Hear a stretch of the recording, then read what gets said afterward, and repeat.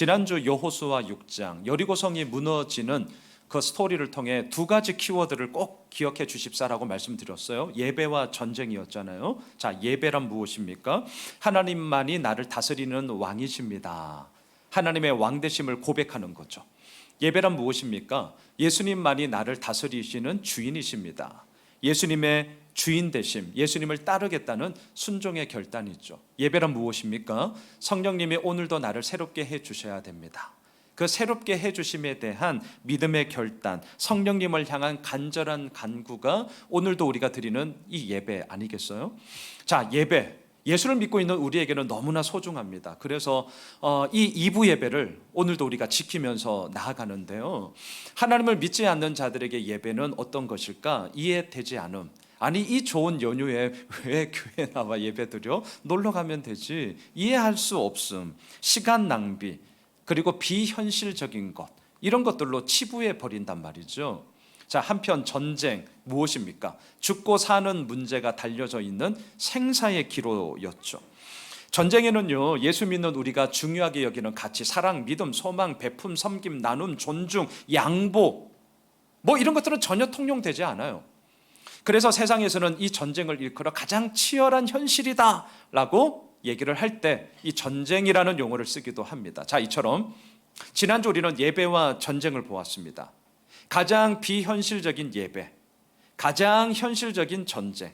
근데 중요한 것은 뭐였어요? 여호수아 6장 절대로 잊지 마세요. 그냥 여리고성이 무너졌더라, 와, 뭐 이런 거 생각하지 마시고 그 속에 있는 알맹이를 보셔야 됩니다. 가장 비현실적으로 치부되던 예배야말로 가장 현실적인 그러한 전쟁과 같은 이 현실을 이끌어가는 승리의 원동력이 되더라. 자, 그런 가운데 오늘 이스라엘 백성들은 여리고와의 전쟁에서 승리를 거두었습니다. 그리고 이 승리의 소식은 삽시간에 가나안 땅 온 전역에 퍼졌습니다. 자막을 보십시오. 6장 27절인데요. 같이 읽읍시다. 여호와께서 여호수아와 함께 하시니 여호수아의 소문이 그 온 땅에 퍼지니라. 세상에서 이런 얘기 하더라고요. 물 들어왔을 때 노져라. 무슨 말인지 다 아실 겁니다. 흐름이 있습니다. 타이밍이 있습니다. 분명 일을 하는 데 있어서는 그 흐름이 있어요. 지금처럼 휴가철일 때 뭔가 교회에서 막 뭐 사역을 하자, 이건 흐름에 맞지 않습니다. 쉴 때는 쉬어야 돼요. 저희 교회를 이렇게 좀 돌아보면 2017년 9월 3일 첫 예배를 시작으로 2018년, 2019년 진짜 흐름을 보면, 세상적인 기준으로 흐름을 보면 와, 뭐 너무너무 잘 나갔어요. 와, 이렇게. 그래서 제 마음에는 이제 3년째를 딱 찍는 2020년이 이렇게 뭔가 3, 5, 7, 9 이게 한 텀이잖아요. 이게 되게 중요하거든요, 사실은. 그래서 마지막 한 텀을 찍는 이 3년차 사에게 온 집중을 다해서 나름대로 세팅을 하면서 2020년을 딱 가려고 했는데 이제 아시다시피 코로나가 빵 터진 거죠. 저는요, 정말 마음이 엄청 많이 꺾였습니다. 와, 이건 뭐 아무것도 할 수가 없으니까, 얼굴을 볼 수 없으니까 진짜 힘들었어요. 우리 교회가 몇십 년 이렇게 좀 구력을 갖고 있는 교회라면 아니 버틸 수 있죠. 이제 3살이 되어가는 그 어린 아기가 아무것도 할 수가 없는 거예요. 그 마음을 이해되십니까? 물론 여러분들도 그렇겠지만 그때부터 이제 뭐 저희 지금 있는 시스템, 유튜브를 찍어서라도 말씀을 나누어야겠다. 그래서 아내가 유튜브 보고 막 배웠어요. 저도 막 어설프게, 지금은 너무 능수능란해가지고 내가 이게 연예인인지 지난주 영상을 미리 다 찍은 거거든요. 날짜도 안 잊어버리고 아주 막 어제 하는 것처럼 이게 내가 뭐 하는 짓이지, 사실 이런 생각 들어요. 하지만 어떡합니까? 만날 수가 없으니까 그때 그렇게라도 해서 나의 일에 있어서 내가 최선을 다하자, 그렇게 왔던 거예요. 그런데 흐름이 있어요. 흐름이 딱 끊기니까요, 이제 와서 다시금 이제 뭔가 조금 기지개를 펴려고 하니 그 많은 시간이 날아가 버린 그 흐름을 다시 되잡는 게 이게 쉽지 않단 말이죠. 자, 지금 여호수아와 그의 백성들은 여리고와의 첫 전쟁에서 승리를 거두었습니다. 물 들어왔을 때 노져야 돼요. 그리고 소문이 쫙 퍼졌어요. 그럼 어떻게 해야 됩니까? 이 여세를 몰아서 계속해서 연이은 전쟁 가운데 승전가를 부르도록 해야 한단 말이죠. 집중해야 된단 말이죠. 그런데 오늘 본문 우리가 보게 되는 7장은 첫 승리의 기쁨이 무색할 만큼 너무나도 쓰라린 큰 패배가 나오고 있습니다. 여러분, 오늘 본문 1절로 가보시죠. 같이 읽을까요? 이스라엘 자손들이 온전히 바친 물건으로 말미암아 범죄하였으니 이는 유다 지파 세라의 증손 삽디의 손자 갈미의 아들 아간이 온전히 바친 물건을 가졌습니다. 여호와께서 이스라엘 자손들에게 진노하신. 오늘 본문의 특징이 시작하는 1절에 왜 아이성 전쟁에서 패했는가? 아간의 범죄 때문이었다라고 정답을 알려주고 시작합니다. 이것을 소위 두갈식 구조라고 얘기해요. 두갈식. 머리를 딱 쳐버린다는 거죠. 결론을 내려놓고 시작한다는 거죠. 여러분, 왜 두갈식 구조를 쓰고 있습니까? 이유는 간단합니다. 오늘 여호수아 7장이 왜 패배했는가? 아간의 범죄 때문이다. 너무나도 명확한 타겟팅을 하고 있어요. 뭐 어중이 떠중이 필요 없어요. 이상한 얘기 하지 말라는 거예요. 오늘 왜 패배했는가? 아간의 범죄 때문이다. 땅땅땅 답을 내려놓고 시작합니다. 여기에 집중하라는 거예요. 여호수아가 이 성경을 쓰면서 이 타겟팅을 분명히 하며 왜 아이성 전쟁에서 우리가 처참하게 패배했는가? 그것은 아간의 범죄가 얼마나 컸는가? 이것을 지금 우리로 하여금 분명히 보여주고 있는 것이죠. 여러분, 1절을 잘 보시면 특징적인 게 두 개가 있어요. 자, 첫째, 아간이 잘못했거든요. 근데 잘 보세요. 제가 지난주 영상 가운데 처음과 끝, 본문의 처음과 끝, 또는 제가 영상에서는 말하지 않았지만 1절을 잘 보셔도 각 구절의 처음과 끝도 이렇게 의도적으로 한번 이어보세요. 자, 분명히 아간이 잘못한 거거든요. 근데 1절 마지막을 보셔요. 하나님이 누구에게 진노하시냐면 이스라엘 자손들에게 진노하세요. 뭔가 좀 이상하지 않으세요? 이스라엘 백성들이 뭘 잘못했냐고요? 아간이 잘못한 거라니까요. 그럼 아간 혼자 진노를 받아야죠. 왜 우리 아무 잘못 안 한 왜 이스라엘 백성들에게 진노를 하십니까? 하나님이 이래도 되는 거예요? 이거 너무 불공평한 거 아니에요? 이렇게 나올 법하잖아요. 저는 성경을 읽을 때 이런 부분들을 유심하게 정말 많이 봅니다. 왜 하나님이 이렇게 했을까요? 왜? 너무 불합리하잖아요. 아니, 아간을 혼내야지 왜 멀쩡한 나를 혼내냐고. 우리 다 이런 거잖아요. 왜 그랬을까요? 하나님의 시선, 하나님의 마음을 보셔야 됩니다. 하나님은 바보 아니시거든요. 아간이 분명 잘못했어요. 그리고 그 아간은 우리가 마지막에 보게 되겠지만 아골 골짜기에서 다 죽어요. 그럼에도 불구하고 하나님이 보시기에 이 아간의 범죄는 드러난 것뿐이지 이스라엘 자손들 모두에게 그들의 마음속에 꿍꿍이로 모두가 다 갖고 있는 문제였다. 이걸 지금 우리에게 보여주고 있습니다. 아간은 드러난 것뿐이에요. 다른 이스라엘 백성들은 그저 마음에는 있었지만 드러나지 않았을 뿐이죠. 하지만 하나님은 우리의 중심을 보시죠. 그 마음에 있던 죄악의 문제를 알고 있었기 때문에 하나님은 이스라엘 백성들 모두에게 이 문제를 가지고 진노하고 있다는 것입니다. 또한 오늘 1절을 잘 보시면 아주 특징적인 게 있는데 아간 한 사람을 소개하는데 무려 3대 위인 증조 할아버지 때로부터 시작합니다. 여러분, 증조 할아버지 이름 아세요? 저 몰라요. 족보를 찾아봐야 되는데 증조 할아버지 이름 몰라요. 갑자기 제 할아버지도 제가 못 봤기 때문에 제 할아버지 이름을 모르겠네요. 갑자기 죄송하네요. 아버지 이름은 압니다. 자, 1절을 보시면 증조 할아버지가 세라예요. 세라. 제가 오늘 주보 설교 요약지에 써놨는데요. 세라, 씨를 뿌리다라는 뜻입니다.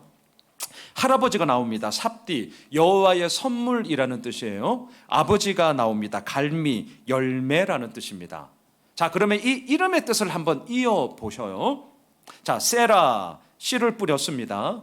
삽디, 하나님의 선물로 갈미, 열매를 맺었습니다. 자, 뭔가 좀 이어져요. 다시요. 씨를 뿌렸어요. 하나님의 선물로 열매를 맺었어요. 자, 그러면 그 다음 우리가 상식적으로 연이어져야 되는 자연스러운 것은 뭡니까? 그 열매를 이제는 풍성하게 수확하였더라. 이게 딱 마침표가 찍어지는 너무나 중요한 의미 아니겠어요? 그런데 오늘 4대 손인 아간이 나옵니다. 자, 아간의 뜻은 뭐냐? 괴롭히는 자, 고통스럽게 하는 자, 말썽꾸러기, 골치 아픈 자, 이런 뜻입니다. 지금 우리에게 무엇을 보여주느냐? 대대로 내려오는 이러한 아름다운 믿음의 유업을 이어 아간 너가 이제는 그 풍성한 열매를 맺어준 것을 수확함으로 말미암아 그 기쁨을 나누어야 하건만 어찌하여 괴롭게 하느냐? 어찌하여 범죄함으로 말미암아 그 믿음의 조상들의 아름다운 유업을 다 깡그리 부셔버리고 있느냐? 이 나쁜 놈아! 이거예요, 이거. 지금 1절에서 답을 아예 내려놓고 이 아간의 범죄가 얼마나 심각한 것이었는지를 지금 우리로 하여금 보라는 것입니다. 자, 보세요. 아이성의 패배, 말할 것 없이 이 아간의 범죄 때문입니다. 분명해요. 하지만 아간의 범죄만이 다냐? 그렇지 않더라고요. 여호수아 7장에서 또 하나를 우리가 찾을 수 있습니다. 그것은 오늘 말씀의 제목을 다룬 것처럼 여호수아의 안일함 때문이에요. 자, 그래서 오늘 저는 두 가지를 나누고자 합니다. 여호수아의 안일함 그리고 아간의 탐욕, 이 두 패배의 원인을 살펴보므로 우리가 나아가야 할 길이 어디에 있는지를 함께 살펴보고자 합니다. 첫째, 여호수아의 안일함이에요. 자, 여호수아는 여리고와의 전쟁 때처럼 똑같이 정탐꾼을 미리 보냈습니다. 자, 정탐꾼이 정탐하고 와서 이렇게 보고합니다. 오늘 본문 3절을 보셔요. 3절 같이 읽읍시다. 여호수아에게로 돌아와 그에게 이르되 백성을 다 올라가게 하지 말고 2-3천 명만 올라가서 아이를 치게 하소서. 그들은 소수이니 모든 백성을 그리로 보내어 수고롭게 하지 마소서 하므로 많은 분들이 오해하는 게 있습니다. 자, 아이성, 여리고성과 비교해서 작은 성, 힘이 없는 성, 별것 아닌 성, 이렇게 생각을 하세요. 이거는 분명 교회 학교 전도사님들이 조금 잘못 가르쳐. 저도 그렇게 배웠어요.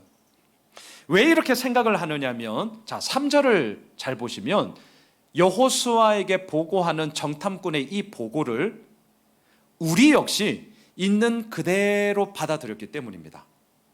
그러니까 이 구절을 보면 아이성은 정말 연약하고 뭐 보잘것없고 그냥 조금 힘들이면 얼마든지 할 수 있는 것으로 느껴진단 말이죠.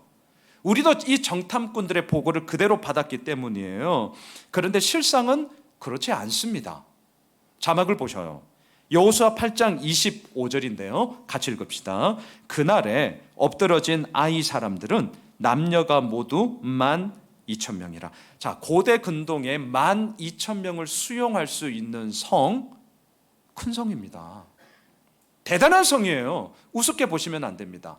하나만 더 보시죠. 여호수아 10장 2절입니다. 같이 읽읍시다. 크게 두려워하였으니 이는 기본은 왕도와 같은 큰 성임이요 아이보다 크고 그 사람들은 다 강함이라. 당시 예루살렘의 왕이었던 아도니 세덱이 여리고성, 아이성, 기브온 사람이 이스라엘로 인하여 영거푸 패배하자 크게 두려워하면서 얘기하고 있는 얘기예요. 근데 기준점을 잘 보세요. 기준점.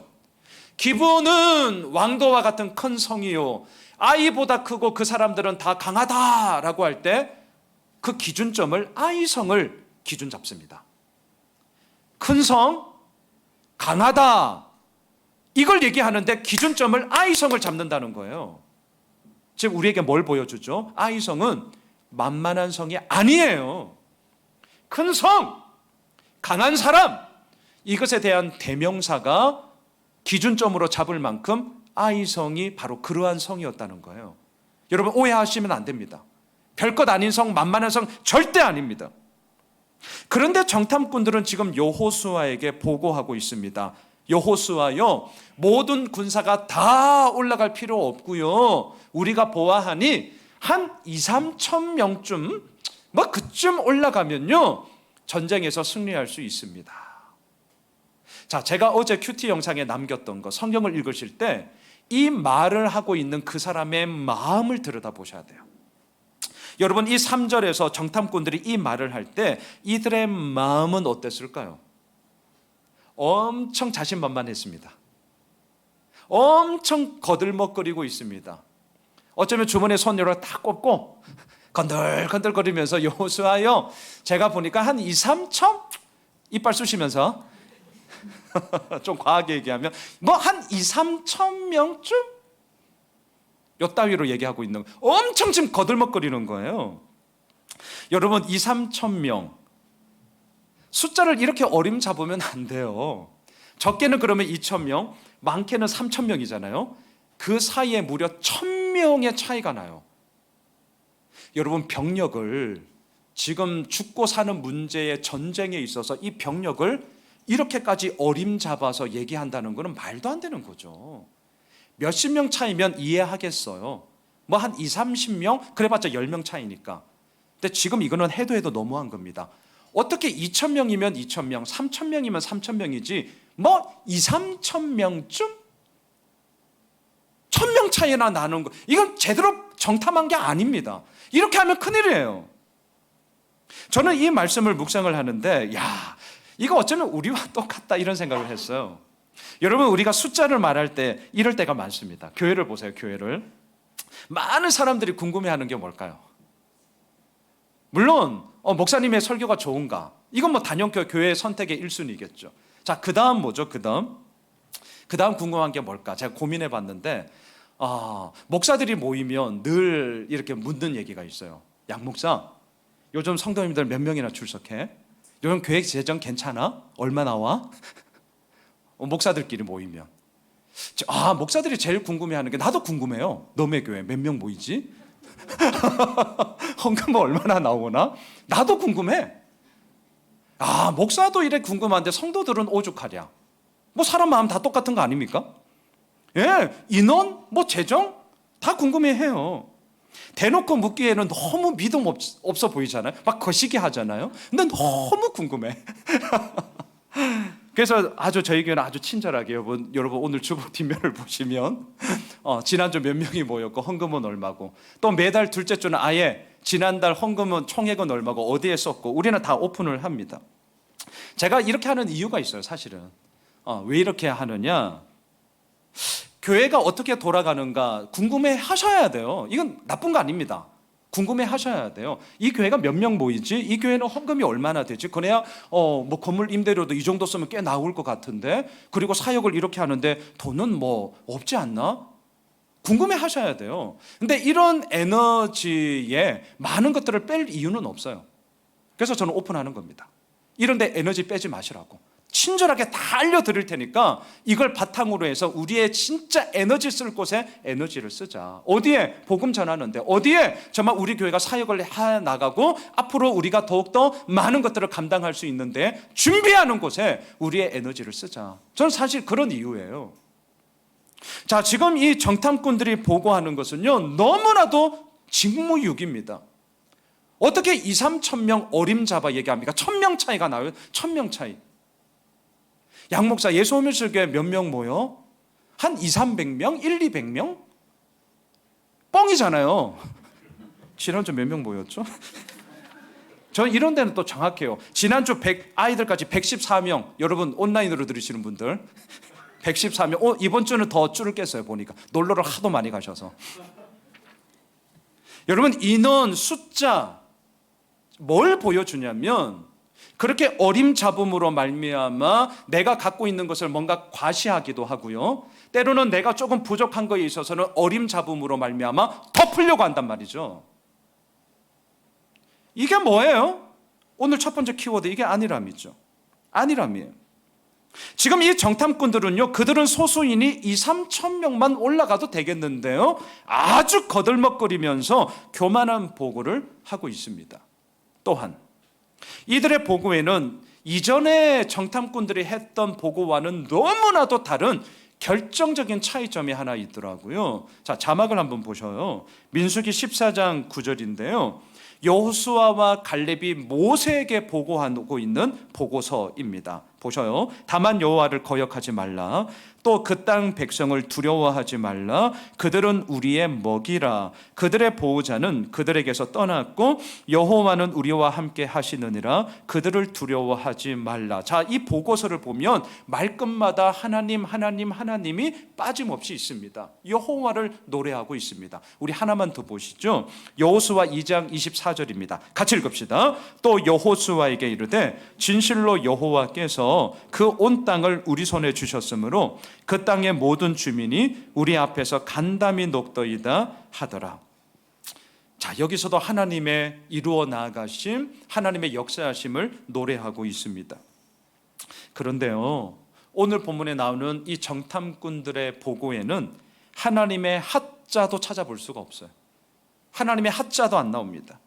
하나님으로 말미암아 전쟁에서 승리할 수 있다는 믿음의 고백이 전혀 없습니다. 그러면서 꼴랑하는 말이 뭔 줄 아세요? 여호수아여, 다 올라갈 필요 없고요, 그냥 한 2-3천 명쯤 그쯤 한번 올라가 보시죠. 이렇게 얘기하고 있단 말이죠. 얼마나 거들먹거리고 있습니까? 정탐꾼들의 보고, 자, 우리 100번 양보해서 좋아, 그래, 그렇다 쳐, 그렇다고 칩시다, 이렇게 말할 수 있다고 쳐요. 그러면 이러한 보고에 대해 최종 컨펌을 하게 되는 여호수아는 어떻게 해야 됩니까? 여호수아는 하나님의 사람이잖아요. 여호수아는 기도의 사람 아니에요? 여호수아는 하나님의 은혜를 구하면서 이스라엘 백성들을 지금 인도하고 있는 탑 리더 아닙니까? 그러면 어떻게 해야 되죠? 보고를 들어도 이거는 너무 어림짐작이에요. 이거는 아니죠. 저 같으면 이렇게 하겠어요. 야, 지금 장난하냐? 2-3천 명이 야, 1,000명이나 차이 나는 게 그게 무슨 보고냐? 정신 차려. 2,000명이면 2,000명, 3,000명이면 3,000명, 만이면 만. 지금 사람의 생명이 왔다 갔다 하고 있는데 그렇게 어림짐작하는 거야? 야, 그건 너 직무유기야. 너 그따위로 일하면 안 돼. 다시 갔다 와. 저 같으면 분명 브레이크를 걸 거예요. 이건 아니죠. 상식적으로 병력을 동원하는데 바보 아닙니까? 너무 무책임한 거 아니에요? 그런데 오늘 본문을 묵상을 하면서 저는 마음이 너무나 좋지 않았던 것은 여호수아의 그 다음 모습이었어요. 여러분 4절과 5절을 보시죠. 백성 중 3,000명쯤 그리로 올라갔다가 아이 사람 앞에서 도망하니 아이 사람이 그들을 36명쯤 쳐 죽이고 성문 앞에서부터 스바림까지 쫓아가 내려가는 비탈에서 쳤으므로 백성의 마음이 녹아 물같이 된지라. 여호수아가 어떻게 했습니까? 2-3,000명쯤 이 보고에 다시 한번 체크해와 이렇게 브레이크를 걸지도 않고 자기 생각에 2,000명은 그래도 좀 적지 않나? 그래? 그러면 한 3,000명 보내지. 지금 요거예요.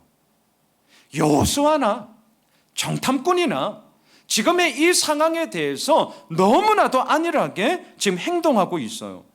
그 결과가 뭡니까? 36명이 전사하는 처참한 패배를 지금 당하고 있습니다. 자, 오늘 첫 번째 포인트. 왜 아이성 전쟁에서 패했느냐? 정탐꾼들의 거들먹거리는 교만과 여호수아의 안일함 때문이었다. 자, 왜 안일하게 되었는가? 흔히들 이렇게 얘기를 하잖아요. 여리고 전쟁에서의 승리가 너무나 컸기 때문에 그 큰 승리의 도취감에 사로잡혀서 아이성쯤이야 이렇게 여기고 안일하게 여겼다라고 흔히들 얘기를 하셔요. 자, 맞습니다. 그런데 저는 말씀을 묵상하다가 이 승리의 도취감이라고 퉁치지 말고 그 승리의 도취감을 조금 더 양파 껍질 보듯이 제가 봐봤어요. 묵상했어요. 그러다가 저는 이렇게 정리했습니다.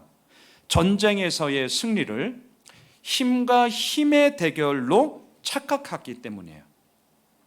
단지 승리의 도취감에 취해서 안일했다, 물론 맞는 얘기지만 이렇게 퉁치지 마시고요. 전쟁을 힘과 힘의 대결로 착각했기 때문에 안일함에 빠졌다는 거예요. 자, 이게 무슨 말이냐? 우리는 알고 있습니다. 여리고와의 전쟁에서 이길 수 있었던 것은 군사가 더 많았기 때문이 아니에요. 무기가 더 강했기 때문이 아닙니다. 이들이 이길 수 있었던 것은 오직 하나, 하나님을 예배함으로 하나님이 승리하게 해주신 하나님의 전쟁이었기 때문이죠. 그런데 지금 이들은 어떻게 하고 있습니까? 그렇게 승리를 이루게 해주신 하나님의 하자도 찾아볼 수 없어요. 완전 지금 착각한 거예요. 그리고는 뭘 얘기하느냐? 그들은 소수입니다. 다 올라가지 않아도 됩니다. 한 2, 3천 명만 올라가도 됩니다. 숫자로 대변되는 힘과 힘의 대결로 지금 이 전쟁을 해석하고 있다는 겁니다. 숫자를 얘기한다는 것은 힘의 대결로, 제가 세상말 쓸게요, 쪽수로 밀어붙여 이거예요. 쪽수, 이게 뭐냐면 힘이에요. 힘. 우리의 눈에 가시적으로 보이는 이 인원에 대한 것은요, 진짜 그게 옳냐 그러냐를 떠나서 많이 모여 있으면 와, 이렇게 돼요. 쪽수, 숫자. 지금 이들은요, 힘으로 밀어붙이고자 하는 착각에 빠져 있었습니다. 제가 이 부분을 묵상하다가 오늘 주보 설교 요약지에도 좀 적었는데요, 여러분 질문해 볼게요. 좋은 것과 나쁜 것이 있습니다. 뭘 선택하시겠어요? 네, 답하지 마세요. 자, 두 번째. 자, 요게 고민인데, 이게 좋은 건지 이게 나쁜 건지 아리까리해. 50대 50에서 조금 보니까 51대 49, 그런데 확신이 안 들어. 지금 요거예요, 요거. 자, 아리까리해요. 뭐가 좋은 건지 뭐가 나쁜 건지를 잘 모르겠어. 50대 50이야, 51대 49야, 왔다 갔다 해. 요때 뭘 선택하시겠어요? 즉 우리의 고민은 다 이런 거거든요. 이럴 때 뭘 선택하시겠어요? 제가 잘 들여다보니까요, 저도 마찬가지지만 대부분의 사람들은 이때 뭘 선택하느냐? 그동안 내가 해오던 익숙한 것을 선택합니다. 익숙한 거예요. 자, 다시요. 100대 빵, 좋다 나쁘다, 이게 확연하면 고민 안 해요. 이건 우리한테 말할 필요 없어요. 51대 49야, 50대 50이야, 좋은 거 나쁜 게 아리까리해. 그럴 때는 우리가 뭘 선택하냐면 그동안 해오던 답습을대로 익숙한 것을 택해요. 자, 지금 여호수아가 왜 안일해졌는가? 좋은 것, 옳은 것이 아니라 익숙한 것을 선택했기 때문입니다. 좋은 것이 지금 뭡니까? 하나님을 예배함으로, 하나님께 엎드림으로, 하나님께 물음으로 아이성 전쟁을 준비하는 게 좋은 거예요. 그게 옳은 거예요. 그런데 그렇게 하지 않았습니다. 뭐가 좋은 건지 뭐가 나쁜 건지 아리까리해요. 분명하지 않아요. 그랬더니 어떻게 하느냐? 여호수아마저 세상에서 흔히 하는 방식으로 쪽수로 밀어붙여 전쟁을 힘과 힘의 대결에서 우위에 선점하는 그 익숙한 것을 선택하더란 말입니다. 이게 오늘 첫 번째 포인트예요. 왜 우리가 안일함에 빠지는가? 좋은 것을 몰라서인가? 옳은 것을 몰라서인가? 분명히 알면 우리는 안일함에 빠지지 않습니다. 왜 안일함에 빠지는가? 아리까리해서 그래요. 51대 49, 50대 50이야. 너무 비견비견해. 그럴 때 우리가 어떻게 해야 되느냐? 머물러야 돼요. 멈춰야 돼요. 그리고 진짜 엎드려야 돼요. 기도해야 돼요. 하나님, 무엇이 좋은 것입니까? 무엇이 옳은 것입니까? 저에게 알려주십시오. 멈추셔야 됩니다. 근데 우리가 멈추질 못해요. 멈추면 망할까 봐, 멈추면 뒤떨어질까 봐, 멈추면 남들이 더 빨리 갈까 봐 멈추질 못해요. 예전에 말씀드렸잖아요. 하늘 한번 이렇게 볼 여유가 없다니까요. 왜? 하늘 보는 그 시간에 내가 딛고 서는 이 땅에 무슨 일 생길까 봐 불안해가지고. 진짜요, 진짜. 그렇게 우리가 여유가 없어요.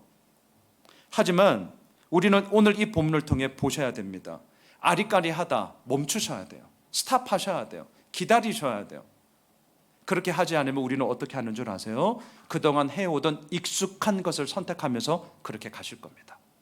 자, 오늘 첫 번째, 내 삶 속에 좋은 것 나쁜 것 명확한 기준이 있다. 할렐루야. 그럼 고민하지 마세요. 가세요. 그런 분들은 고민하지 마세요. 근데 내 삶 속에 여전히 아리까리한 것들로 너무나 가득 차 있다. 그러면 스탑하셔야 됩니다. 우선 멈추셔야 돼요. 그리고 내가 그동안 어떻게 해왔는지를 보시면 내 주변에 나에게 다 익숙한 것만 있을 거예요. 이거 결코 좋은 것은 아닙니다. 왜? 옳고 그름에 대한 분명한 기준 없이 나에게 익숙한 것을 잡음으로 인하여서 내 삶이 그래도 이 정도면 괜찮겠지라는 착각 속에 내가 살고 있다는 반증이기 때문입니다. 자, 오늘 두 번째, 아간의 탐욕 때문에 아이성 전쟁에서 패했어요. 오늘 본문 21절로 내려가 보시죠. 내가 노력한 물건 중에 시날산의 아름다운 외투 한 벌과 은 200세겔과 그 무게가 50세겔 되는 금덩이 하나를 보고 탐내어 가졌나이다 보소서. 이제 그 물건들을 내 장막 가운데 땅 속에 감추었는데 은은 그 밑에 있나이다 하더라. 아간은 제비 뽑기를 통해 점점 좁혀오는 이 수사망을 피하지 못했습니다. 여호수아 앞에서 본인의 죄를 낱낱이 이실직고합니다. 그런데 잘 보세요. 제가 지난주 영상 가운데 동사 꼭 보셔야 돼요. 꼭. 자, 동사를 잘 보세요. 아간이 이실직고하는데 뭐라고 합니까? 보았습니다. 탐내었습니다. 가졌습니다. 그래서 아무도 모르게 훔쳐가지 말라고 내 텐트 밑에 땅에 파 묻었습니다. 감추었습니다. 뭐 생각나지 않으세요? 창세기에 나오는 선악과가 오버랩 되지 않습니까? 보았습니다. 먹음직스럽습니다. 탐스러웠습니다. 그래서 어떻게 합니까? 가졌습니다. 아간은 감추어 두었지만 아담과 하와는 먹었죠. 여러분, 이게 동사에서 나오는 거예요. 지금 하나님이 보실 때 이 아간의 범죄는 단지 탐욕으로만 끝나는 것이냐? 그렇지 않습니다. 오늘 두 번째 키워드가 탐욕이에요. 이 탐욕은 소유 부분에 있어서 남들보다 과도하게 가지려는 욕망을 의미합니다. 이건 사전적 정의죠. 하지만 하나님이 보시기에 이 아간의 탐욕은 선악과 사건과 똑같아요. 보았습니다. 가졌습니다. 탐내었습니다. 그래서 감추어 두었습니다. 선악과와 별반 다를 게 없어요. 이것은 어디까지 가느냐? 이 탐욕은 우상 숭배와 연결이 되어집니다. 자막을 보시죠. 여호수아 7장 15절인데요. 우리 같이 읽읍시다. 시작. 온전히 바친 물건을 가진 자로 뽑힌 자를 불사르되 그와 그의 모든 소유를 그리하라. 이는 여호와의 언약을 어기고 이스라엘 가운데에서 망령된 일을 행하였음이라 하셨다 하라. 하나님은 탐욕에 대해서 너무나도 엄중한 심판을 내리십니다. 다 불살라버려, 다 태워버려. 와, 너무너무 겁납니다. 왜 이렇게까지 하냐고요? 탐욕은 하나님과 맺은 언약을 어기는 것이고요, 이스라엘 가운데 하나님을 믿는 사람들 가운데 망령된 일을 행하는 거였기 때문입니다. 제가 오늘 주보 설교 요약지에 써놓았어요. 망령되다. 원어 성경을 보니까 네발라라는 뜻이에요. 네발라. 뭔가 어감이 좀 거시기 하죠. 이 단어의 쓰임새를 보니까 진짜 거시기 하더라고요. 결혼했습니다. 배우자가 아닌 다른 사람과 외도를 할 때 네발라, 이 단어를 쓰더라고요. 진짜 냄새나는 단어예요. 네발라. 발라버려 그냥. 냄새나요. 냄새나. 두 사람이 사랑으로 한평생을 살아가겠다고 언약을 맺은 것을 네발라, 다 깨버리고 있어요. 깡그리 부셔버리고 있습니다. 그 사랑이 다 깨져버렸습니다. 이게 무엇입니까? 망령된 거예요. 이게 뭐냐고요? 네발라. 이게 뭐냐고요? 우상숭배예요. 하나님이 보시기에 탐욕이 이런 겁니다. 탐욕이 있을 때 우리는 하나님의 은혜 가운데 오늘을 살아가는 감사함이 없어요. 오늘을 살아가는 감사함, 오늘을 살아가는 만족, 오늘을 살아가는 기쁨이 없다. 그러면 내 마음 가운데 탐욕으로 꽉 차 있는 겁니다. 왜? 배고프니까, 허덕이니까. 감사하지 못하니까 어떻게 되느냐? 자꾸 딴 데를 봐요. 네발라. 한 곳에 집중해야 되는데, 그 사랑하는 사람에게 집중해야 되는데 집중하지 못하고 자꾸 곁눈질을 한단 말이죠. 사랑하는 연인이 있었어요. 돌아가는 길에 가로등 불빛이 쫙 비춰서 말 상상해 보세요. 다 분위기 잡으면서 사랑하는 사람에게 이렇게 고백해요. 나는 너도 사랑해. 이 반응 비웃어야 돼요. 뭔가 좀 이상하잖아요. 나는 너도 사랑해. 야, 이 새끼, 이렇게 나와. 제가 이 말을 생각하다가 이번 주 핫한 말이 있잖아요. 수해 복구 현장에 가서 아시죠? 예. 사진 잘 나오게 비움. 진짜. 아무 생각이 없는 사람. 아무 생각이 없어요, 정말. 이 나라가 고민입니다. 걱정. 저 요즘 이 나라 위해서 엄청 기도하고 있어요. 걱정이 하도 돼가지고 지금. 나는 너도 사랑해. 탐심이죠. 망언이에요, 망언. 차라리 말을 하지 말지. 입을 그냥 꾸며버리는 거죠. 진짜 사랑은 뭐죠? 나는 너만 사랑해. 예, 이거잖아요. 여러분, 탐욕이 이렇게 우리를 망가뜨립니다. 와, 탐욕은 이렇게 무서워요. 매우 강력하고도 정말 천의 얼굴을 가지고 있어요. 자막을 한번 보시죠. 열왕기하 5장 20절에 보면 이 탐욕이 얼마나 천의 얼굴을 가지고 있는지를 우리에게 보여주는데요. 하나님의 사람 엘리사의 산 게하시가 스스로 이르되, 자기 스스로 말하는 거예요. 내 주인이 이 아람 사람 나아만에게 면하여 주고 그가 가지고 온 것을 그의 손에서 받지 아니하였도다. 여호와께서 살아계심을 두고 맹세하노니 내가 그를 쫓아가서 뭐든지 그에게서 받으리라. 자, 배경이 이런 겁니다. 나아만 장군 문둥병에 걸렸습니다. 요단강에 7번 들어가 씻어라, 나았습니다. 어마어마한 예물을 가지고 왔어요. 아간이 훔친 이거와는 비교할 수 없을 만큼 어마어마한 것들을, 그리고 엘리사 선생님에게 드렸습니다. 너무너무 고맙다고. 근데 이게 웬일입니까? 단칼에 거절, 필요 없다, 갖고 가라. 그 곁에서 종이었던 게하시가 그 모습을 보면서 막 우라통이 터지면서 탐욕의 마음이 드는 거죠. 어떻게 그럴 수 있지? 자, 그러면서 이 탐욕이 어떻게 게하시에게 나타나냐면, 첫 번째, 지금에 있는 이 상황을 자신에게 매우 유리하도록 해석하게 만듭니다. 자, 탐욕이 아주 천의 얼굴을 가지고 있어요.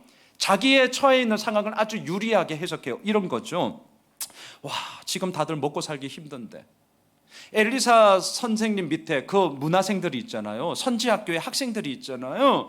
이들이 지금 굶어가고 있는데, 그런데 하나님은 이 나아만 장군을 낫게 하심으로 이 어마어마한 예물을 받게 하시면 이거 팔아서 선지생도 같이 힘들고 어려운 거 이겨나갈 수 있는 것 아닌가? 봐라, 나아만을 통하여 하나님께서 역사하신 건데 왜 엘리사 선지는 저걸 못 보는 거지? 적어도 이번만큼은 내가 맞아. 자, 이렇게 지금의 상황을 자기에게 유리하게 해석하게 만들어요. 그리고 나서 탐욕은 두 번째, 어떻게 하는 줄 아세요? 다른 이들을 정죄하게 합니다. 엘리사 선생님은 뭐가 그렇게 잘났다고? 자기 혼자만 청렴 결백하면 자기는 존중받겠지, 자기는 존경받겠지, 병도 고치고, 와, 저분은 너무나 깨끗한 분이어서 사람들이 고맙다고 예물 드리는 것도 안 받아, 저분은 이슬만 먹고 산대, 이러면서요 뭐 독야청청 엄청난 존경을 받겠지. 하지만 그 밑에 있는 문화생들은 굶어 죽어 나가고 있어. 이게 옳은 것입니까? 이게 어떻게 맞는 것입니까? 지금 게하시의 마음에 막 이게 들끓어 오르는 거예요. 적어도 이번에는 내가 맞고, 적어도 이번에는 엘리사 선생님이 틀렸습니다. 이건 아닙니다. 탐욕은요 다른 이들을 향하여서 막 이런 식으로 정죄하게 만들어요. 그리고 세 번째, 탐욕은 어떻게 하는 줄 아세요? 하나님의 이름을 부당하게 개입시킵니다.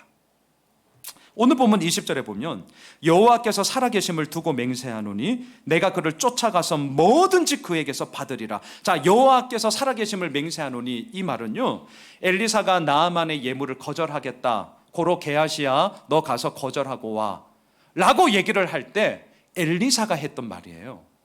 근데 그 말을 똑같이 인용하며 쓰고 있습니다. 그런데 의미는 정반대죠. 왜? 하나님의 이름을 걸고 맹세한 엘리사의 행동은 부당한 것이다 라고 게하시에게 판단되었고 그렇게 해석했기 때문입니다. 왜 이렇게 되었느냐? 뭐든지 내가 다 갖고 오리라. 탐욕이에요. 게하시의 탐욕 때문이었습니다. 탐욕으로 꿈틀댄 게하시, 그의 이름은 환상의 골짜기라는 뜻입니다. 환상의 골짜기, 환상의 나라 에버랜드로, 이게 아니라 저만 잘하는 거였군요. 네. 환상의 골짜기.